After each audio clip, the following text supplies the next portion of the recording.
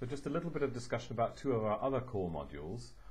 You may have seen on the website the Interdisciplinary Research Methods takes an object or an event and analyzes it from many different perspectives, so that, for example, an economist can understand what sort of questions or what sort of data a designer wants of the Mini. The Mini is the object we use on the website, or how an engineer looks at the Mini motor car, and so on.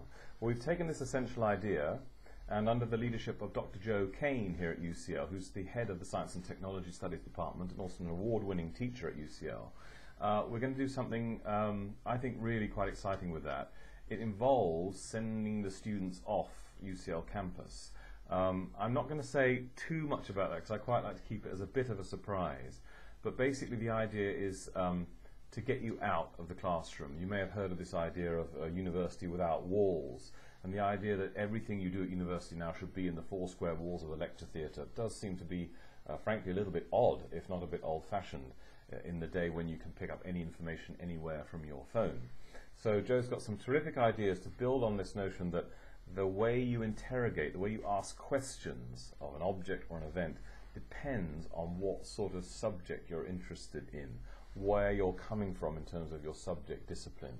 And he's going to take that idea and go outside UCL to do some real research, to gather some real data from all sorts of different perspectives, and then bring that into college and use a number of academic techniques to get some interesting facts and draw some interesting conclusions out of that data. And again, much like Hannah's course, which I mentioned before, the quantitative methods, these sorts of things are extremely valuable for your future as an undergraduate, indeed as a postgraduate, and certainly in the workplace, to understand how data is collected, whether it's quantitative, qualitative, and so on, is extremely important in any part of working life. The course which I'm convening and responsible for is in a sense a bit more of an academic course. We're looking at knowledge. And sometimes knowledge isn't even questioned, but if you've signed up for this course or you're interested in it, you will, I think, be asking yourself about knowledge. Why are we in the situation we are with respect to knowledge? There's nothing necessarily bad about it, but why is history isolated from English and chemistry isolated from physics and so on? And what we want to do on an interdisciplinary course is to get you to understand how to make meaningful connections between existing subjects, but also to understand the contrasts. So on my module, very roughly, half the module is looking at breaking down these sorts of barriers, what we say in academia, deconstructing them. Is there only one way to view knowledge, or does it depend on what country you come from, for example, or does it depend on your economic agenda? Does it indeed depend on gender? And so we'll be looking at science versus art. We'll be looking at knowledge in the economy, what sort of knowledge is valued monetarily. We'll be looking at who has authority, which has become extremely interesting and important in the age of the internet.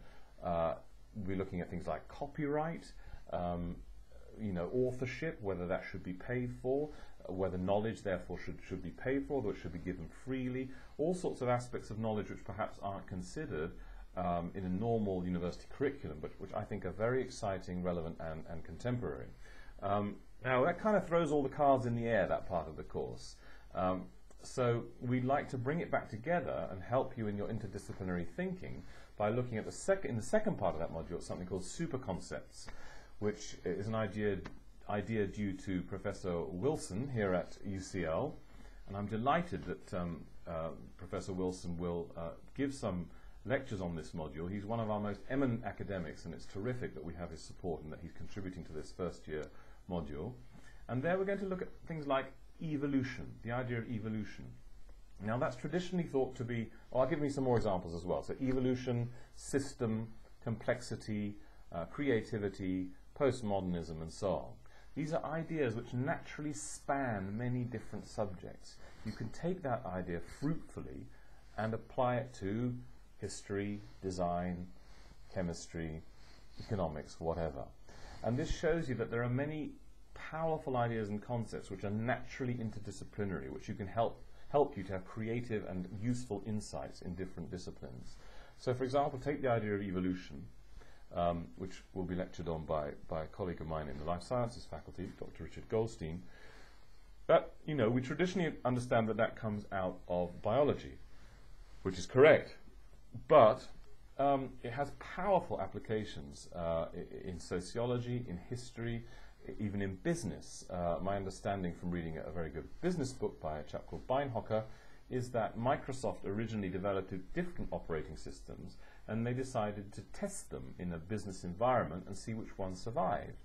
The ones that kind of fell away, died away, were not selected, and the better one, which was Windows, went on to be selected. So the idea of evolution can be applied in all sorts of areas of thought.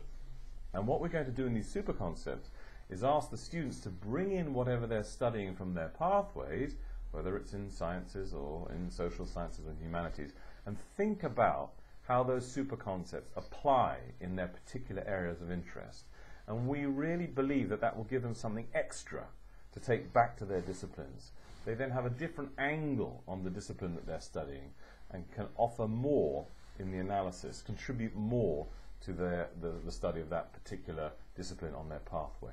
So, summarize my particular module. We're going to deconstruct knowledge in the first half of the course. What's it all about? Why do these things set up the way they are? Are these boundaries natural in universities? And then we're going to look at other ways to reconstruct those boundaries under this banner of super concepts, which we think will give you powerful new tools, new angles, new ways to look at the other things you're studying, and we think that will greatly enrich, therefore, your disciplinary study.